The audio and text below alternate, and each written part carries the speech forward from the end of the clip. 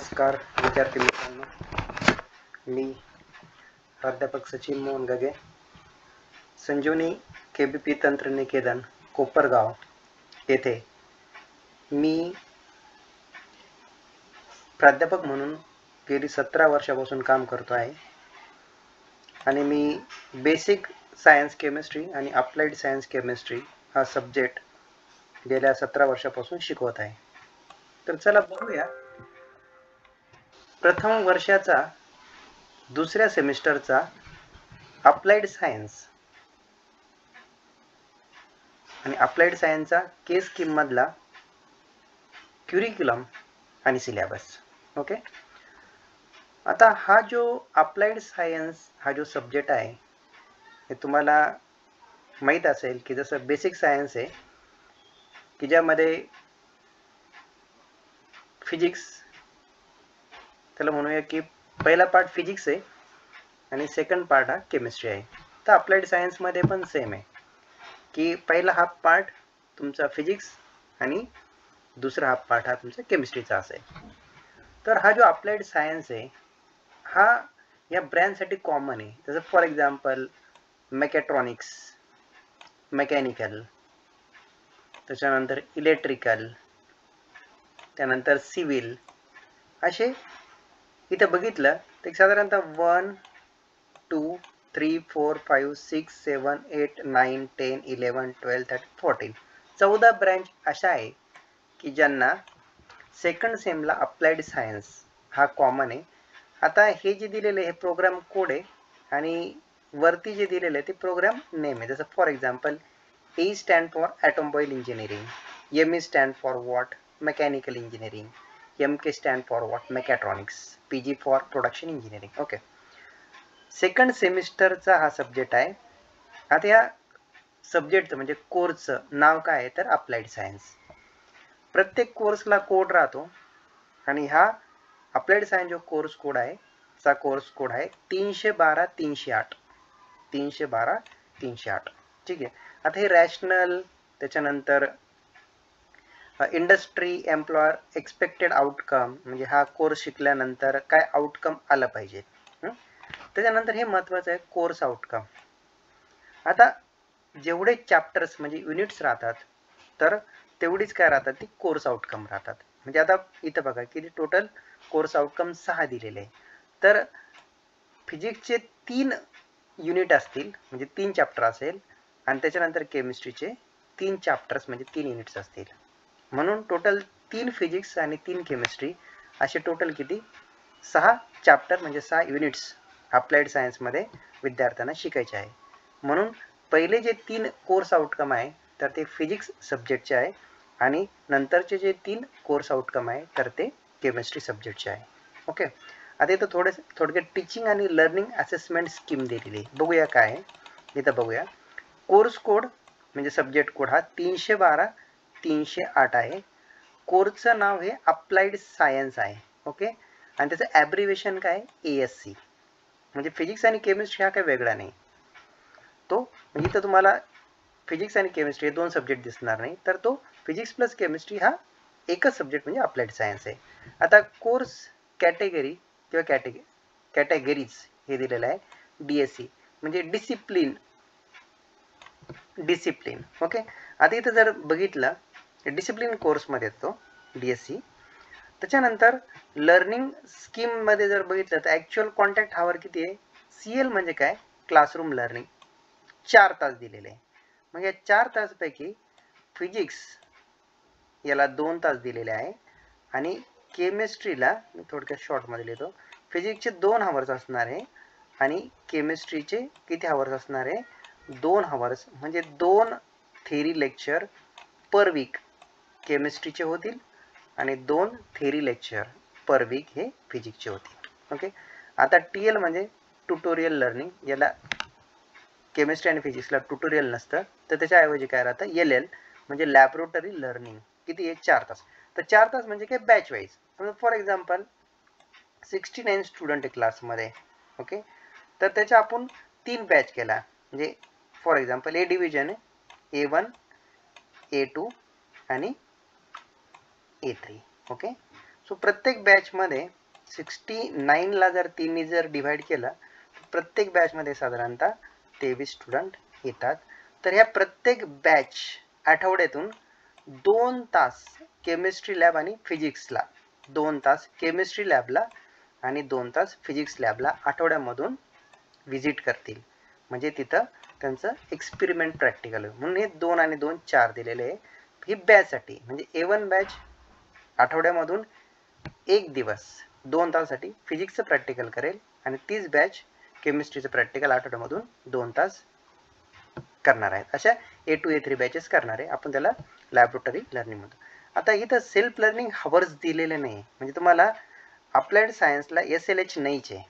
Okay, total national learning hours 4 + 4 8 आहे. Okay, आणि त्याचं क्रेडिट किती आहे या सब्जेक्टचं तर 4 आहे. 4 4 4 आहे 4. पेपर ड्युरेशन किती आहे तर 1.5 म्हणजे 90 मिनिट्स 90 मिनिटाचं तुमचं फायनल MSBT थेरी एक्झामिनेशन जी की MCQ होते. ओके, साधारणतः त्या पेपरचा टायमिंग असेल 90 मिनिट्स. ओके, आता FA थेरी म्हणजे काय? FA थेरी म्हणजे फॉर्मेटिव्ह असेसमेंट. आता फॉर्मेटिव्ह असेसमेंट म्हणजे काय की क्लास टेस्ट 1 आणि क्लास टेस्ट 2, CT 1 आणि CT 2, बरोबर आहे. तर इथं फिजिक्स आणि केमिस्ट्रीची क्लास टेस्ट 1 आणि फिजिक्स आणि केमिस्ट्रीची क्लास टेस्ट 2. ओके, याचं ॲव्हरेज काढलं जातं आणि ते 30 पैकी राहतं, 30 पैकी. ठीक आहे. आणि SA म्हणजे काय? SA म्हणजे समेटिव्ह असेसमेंट. म्हणजे समेटिव्ह असेसमेंट म्हणजे काय की तिथं आता खाली ॲब्रिव्हिएशन दिलेले असेल. इथं फॉर्मेटिव्ह असेसमेंट आणि SA म्हणजे काय? Summative assessment. समेटिव्ह असेसमेंट म्हणजे काय की एक सेमिस्टरच्या एंडिंगला लास्टला 70 मार्काची ऑनलाईन एक्झाम होणार आहे. ओके, म्हणजे त्याचं वेटेज किती असणार आहे 70. फायनल एक्झाम जी असणार आहे तर ती MCQ बेस्ड आहे. परंतु आता नवीन नियमानुसार एक नवीन सर्क्युलर निघालेलं आहे.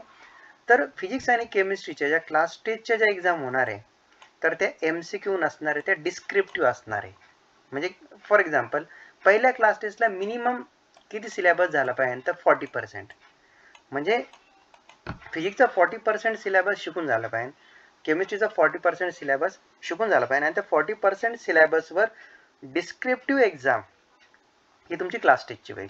आणि मग उरलेला जो काही सिलेबस आहे may be it may be 40%, 50% और इवन 100%, 60%. तर तसं नेमाने 50% क्लास टेस्ट 1, 50% क्लास टेस्ट 2.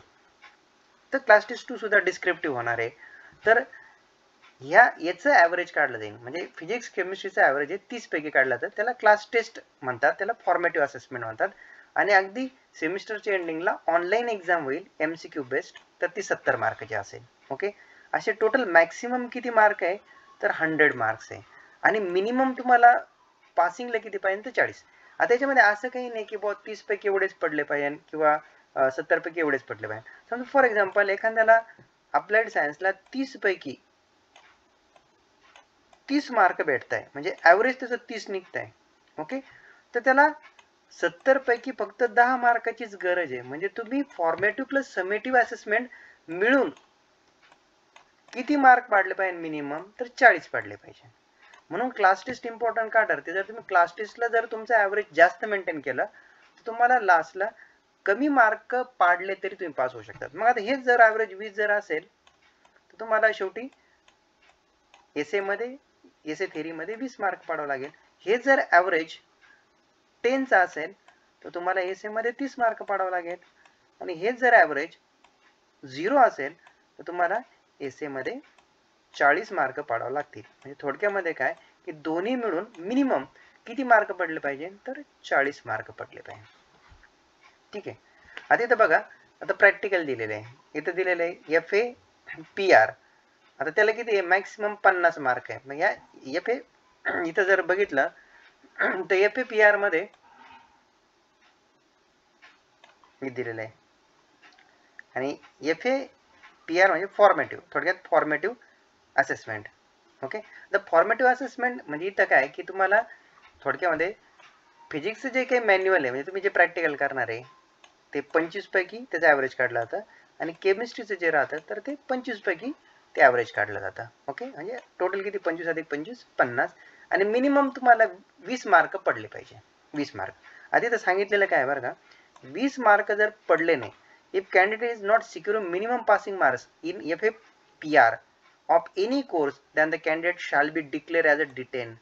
म्हणजे तुम्हाला दोन्ही मिळून जर 20 मार्क जर पडले नाही, 20 पैकी जर कमी पडले, तर तुम्ही डायरेक्टली किंवा इनडायरेक्टली ह्या रूलनुसार तुम्ही DS होतात, डिटेन होतात, म्हणजे तुम्हाला परीक्षेला बसता येत नाही. ओके, त्याच्यानंतर पुढे बघा, पुढे तुमचं समेटिव्ह प्रॅक्टिकल. समेटिव्ह म्हणजे काय की प्रॅक्टिकल एक्झाम, म्हणजे तुमचं सेमिस्टर एंडिंगला इंटरनल प्रॅक्टिकल एक्झाम होणार फिजिक्सची आणि केमिस्ट्रीची. ओके, आता इथं 50 दिलेलं आहे, याचा अर्थ काय की फिजिक्सची 25 मार्काची एक्झाम होईल आणि केमिस्ट्रीची 25 मार्काची एक्झाम होईल. आणि तुम्हाला या 25 अधिक 25 50 पैकी मिनिमम किती मार्क पडावं लागेल? 20, मिनिमम 20. जर तुम्हाला मिनिमम 20 मार्क पडले नाही, तर तुम्ही म्हणजे लेस दॅन 20 जर पडले, तर तुम्ही त्या SAPR मध्ये फेल होतात आणि तुम्हाला परत पुढच्या सेमला फॉर्म भरून तो SAPR द्यावा लागतो. अशी जर टोटल जर केली तर बघा, हे 100 FA प्लस SA थेरी आणि हे 50 अधिक 50 100 म्हणजे FAPR प्लस SAPR 100 आणि FA theory plus SA theory 100, total 200 मार्काचा अप्लाइड सायन्स आहे. ठीक आहे, म्हणजे वेटेज खूप जास्त आहे याला, हे पण लक्षात ठेवायचं. ओके, तर टोटल जे नॅशनल लर्निंग आवर दिलेलं आहे, म्हणजे क्लासरूम लर्निंग असेल किंवा लॅबोरेटरी लर्निंग किंवा TL असेल, ट्युटोरियल किंवा सेल्फ लर्निंग असेल, ते 15 वीक आहे. 15 वीकचं आहे. आणि सेल्फ लर्निंग आवर जे दिलेलं आहे, तर ते तुम्हाला याच्यामध्ये ते रिफ्लेक्ट होत नाही. बघा, self learning hour shall not reflect in the timetable. Time टेबलमध्ये तुम्हाला SLHचं सेपरेट असं तुम्हाला टाइम टेबल दिसणार नाही. ओके, तर आता आपल्या याच्यामध्ये अप्लाइड सायन्समध्ये सेकंड सेमला SLH नाही आहे, त्यामुळे तो प्रश्न येत नाही. ओके, चलो नेक्स्ट. आता इथे जर बघितलं तर फिजिक्सचे पहिले 3 युनिट असणार आहे. पहिले युनिट आहे प्रॉपर्टीज ऑफ मॅटर अँड कायनेमॅटिक्स.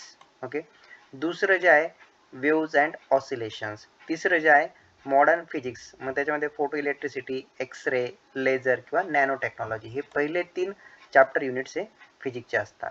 त्याच्यानंतर चौथं, पाचवं आणि सहावं म्हणजे शेवटचे जे 3 असतील तर ते केमिस्ट्री, म्हणजे जसं मेटल अँड अलॉईज. त्याच्यानंतर पाचवं वॉटर ट्रीटमेंट आहे आणि सहावं तुमचं फ्युएल अँड कंबशन.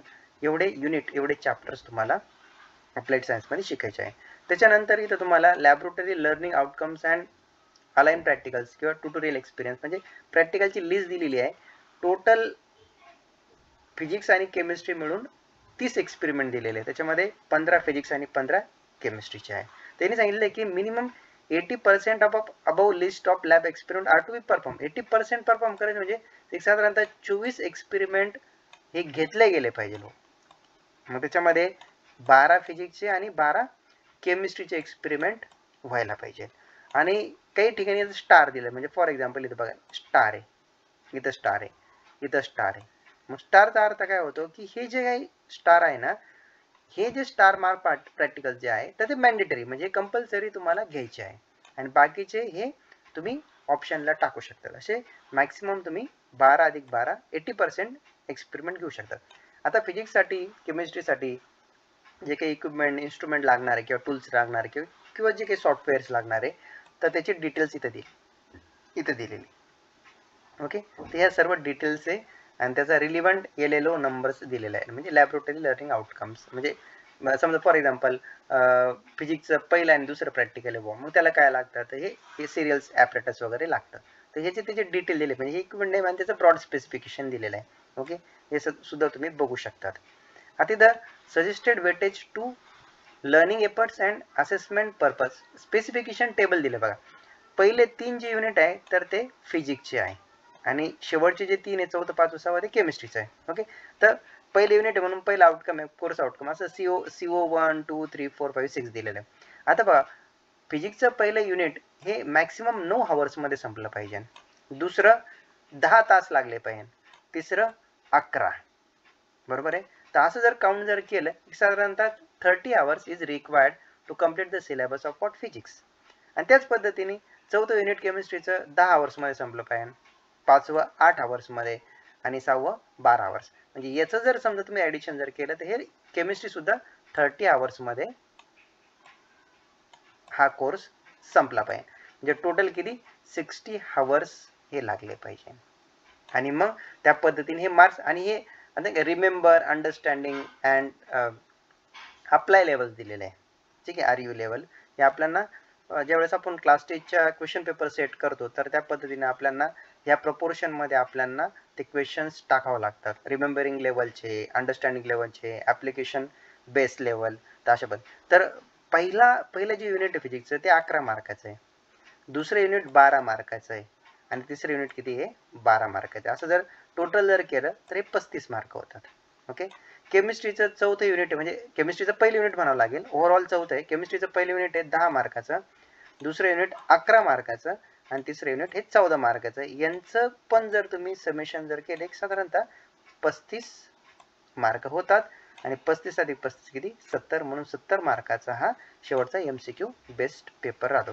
आता असेसमेंट मेथडॉलॉजी मी ऑलरेडी सांगितलेलं आहे की 2 युनिट टेस्ट होणार 30 मार्काच्या, त्याच्यापैकी फिजिक्सची 15 मार्काची असेल आणि केमिस्ट्रीची 15 मार्काची. म्हणजे class test 1 physics 15, class test 2 physics 15, class test 1 chemistry 15, class test 2 chemistry 15, असं ॲव्हरेज 30 मार्काचं काढलं जातं.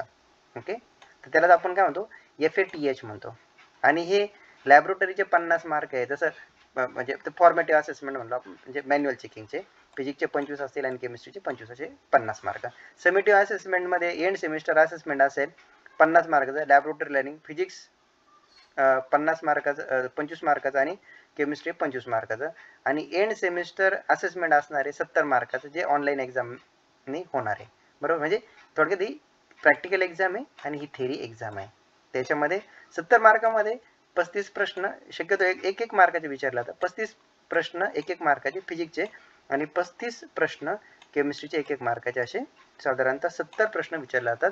त्यामुळं फिजिक्सचे 35 मार्क आणि केमिस्ट्रीचे 35 मार्क दोन्ही कंबाईन राहतात. 70 पैकी तुम्हाला मिनिमम असं काही दिलेलं नाही आहे, या क्लास टेस्टच्या ॲव्हरेजवर डिपेंड राहतं की तुम्हाला इथं किती मार्क पडायचे. ओके, तर अशा पद्धतीने हा आपला सिलेबस आणि क्युरिक्युलम आहे. आता हे CO-PO मॅपिंग दिलेलं आहे, हे फार स्टुडंटला जर सांगितलं ते समजणार नाही, परंतु एवढं सांगेल की प्रोग्राम आउटकम आहे की जे आपल्याला बोर्डाने दिलेले असतात. आपल्या प्रत्येक ब्रँचचे, जसं civil branch, mechanical branch, electrical ब्रँचचे प्रोग्रामचे स्पेसिफिक आउटकम्स राहतात. तर ते आपण ठरवलेले आहे, त्याला आपण मॅप करत राहतो की ते 3 म्हणजे हाय लेवल, जसं basic and discipline specific knowledge. आता हा DSC आहे ना, discipline specific knowledge.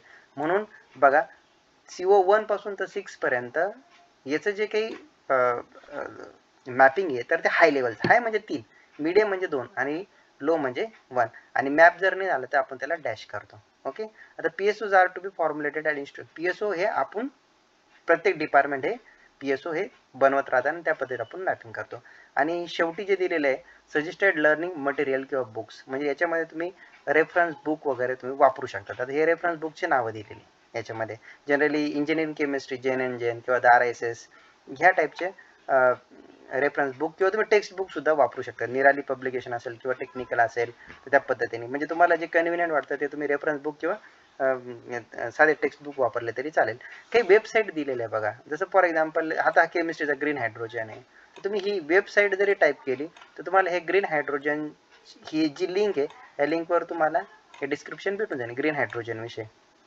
Ancient metallurgy असेल किंवा सॉलिड फ्युल असेल किंवा कन्सेप्ट ऑफ फिजिक्स असतील तर याच्या ह्या लिंक्स दिलेल्या आहेत. तुम्ही ह्या लिंक जरी सर्च केला तर तुम्हाला हे कन्सेप्ट भेटून जातील.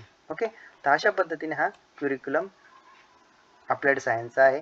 तसं पास होणं सोपं आहे. मी मराठीमध्ये एक्सप्लेन करण्याचा प्रयत्न केला. Hope you understand all the things that I was told you. मी जेवढं खास करून मराठी सांगण्याचा प्रयत्न केला. महाराष्ट्राचे विद्यार्थी डिप्लोमामध्ये शिकतात तर त्यांना समजावं म्हणून मी हे मराठीमधून सांगण्याचा प्रयत्न केलेला आहे. सो मला असं वाटतं की तुम्हाला हे बऱ्यापैकी समजलेलं असावं. आणि रिक्वेस्ट अशीच आहे की अगदी ज्या वेळेस तुमचं सेकंड सेमिस्टर स्टार्ट होतं तर अगदी पहिल्या दिवसापासूनच जर तुम्ही थोडा अभ्यास त्या दिवसाचा त्या दिवसाला जर करायला सुरुवात केली तर मला असं वाटतं की टीचरचं सिलेबस ज्या दिवशी संपेल तर त्या दिवशी तुमचा पण अभ्यास संपेल, त्याच्यानंतर तुम्ही ती रिव्हिजन करू शकतात। एक बेसिक अभ्यास करण्याची मेथडॉलॉजी। त्या दिवशी तुम्ही जे काही शिकले ते घरी जाऊन तेवढा तास तेवढा वेळ त्या कंटेंटला देणे, म्हणजे काय होतं, सब्जेक्ट टीचर ज्यावेळेस सिलेबस संपेल त्यावेळेस तुमचा अभ्यास सुद्धा संपेल, फक्त आता तुम्हाला काय करायचं, रिव्हिजन करत राहायची आहे। तर अशा पद्धतीने सर्वांना सेकंड सेमसाठी बेस्ट ऑफ लक, अभ्यास करा, पास व्हा, भरपूर मार्क मिळवा, कारण डिप्लोमा आणि जसं सेंट्रल गव्हर्नमेंट किंवा गव्हर्नमेंट ऑफ महाराष्ट्र आहे तर त्यांची रिक्वायरमेंट इंजिनियरची जास्त आहे, स्पेशली डिप्लोमाचे विद्यार्थी खूप लागत राहतात। तर सगळ्यांना अपॉर्च्युनिटी आहे की खूप चांगल्या पॅकेजच्या म्हणजे सॅलरी खूप खूप चांगले पॅकेज तुम्हाला इंडस्ट्रीमध्ये भेटू शकतात। सो सर्वांना बेस्ट ऑफ लक, थांबू इथं, धन्यवाद।